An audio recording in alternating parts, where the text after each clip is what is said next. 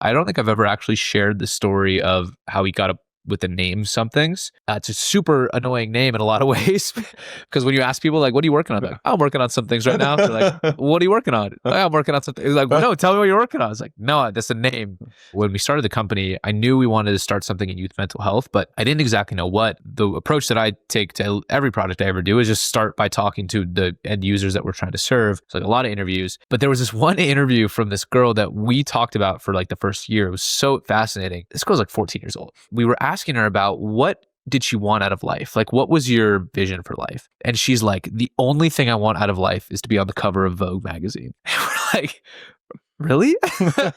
Out of all the things, that's what she's like Vogue magazine. We're like, all right, let's rock with it. She has good taste. It's a good taste, yeah. And someone from our team asked a follow-up question and said, okay, so like after you're on the cover of Teen Vogue, how are you gonna feel? And she looked at us like we had like murdered her dog. Like it was like, she was so angry. She was like, Teen Vogue is the most disgusting magazine ever. I never want to be on Teen Vogue. How dare you say something like that? We were all taken aback. We're like, whoa, to be someone who's like, my vision for my life is to be on Vogue, and then to absolutely hate Teen Vogue more than anything. We sort of like made the connection there in a very like emotionally resonant way of like, these teens don't want to be called teenagers. They don't want to be patronized to be different. Like what she wanted to be was the successful, high status adult. She didn't want to be the person that gets labeled as the teen. And somebody just threw out this, they were like, oh, well, the 20 somethings are different and the 30 somethings are different. And we're like, wait, teenagers are called teenagers. They're not included in the